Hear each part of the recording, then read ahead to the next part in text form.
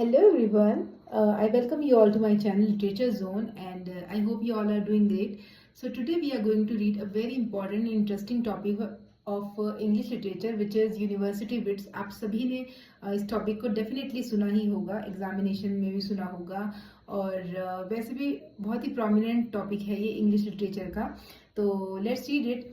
University wits, ठीक है. तो नाम से ही जो बिल्कुल नए लोग हैं जिन्हें शायद नहीं पता होगा, तो यूनिवर्सिटी विट्स जो है, यूनिवर्सिटी किसी यूनिवर्सिटी में वो पढ़ते थे. विट्स मतलब बुद्धिमान, बुद्धि से इसका मतलब है, तो बुद्धिमान लोग थे. ये यूनिवर्सिटी में पढ़ने वाले बुद्धिमान लोग आखिर थे कौन?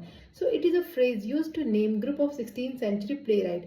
ये उन लोगों के ग्रुप को कहा जाता था जो 16वीं सदी में कभी ड्रामास लिख रहे थे. Okay, these play rights were educated eight university Oxford और कैम्ब्रिज. ये वो लोग थे जो ऑक्सफोर्ड और कैम्ब्रिज में पढ़ रहे थे उस समय.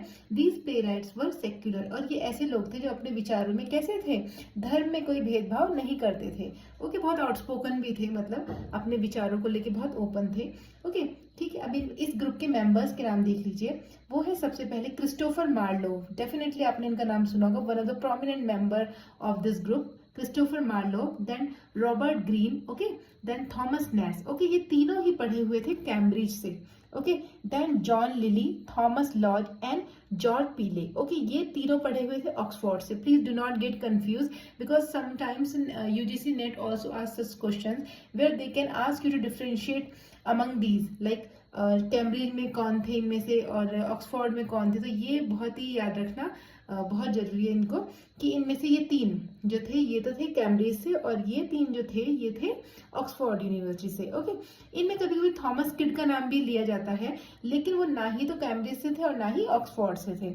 Okay, he was from none of these universities. Okay, these writers set the stage of Elizabethan England. Okay, and earliest professional writer England.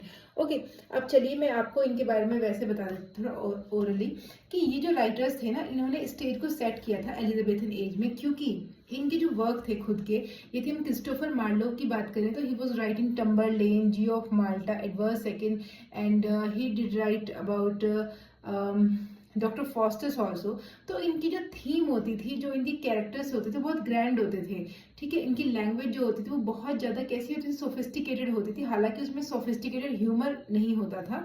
Okay, लेकिन इनके हीरो जो होते थे बहुत उच्च दर्जे के हुआ करते थे. और जो हमारे क्रिस्टोफर मार्लो है, he is credited with with the use of blank words in his work. ठीक है, ब्लैंक वर्ड्स का यूज करते हैं. उसके बाद जो इनके कैरेक्टर्स होते थे वो बहुत ही कॉम्प्लेक्स होते थे, इसलिए कहा जाता है इनको, इन्होंने शेक्सपियर के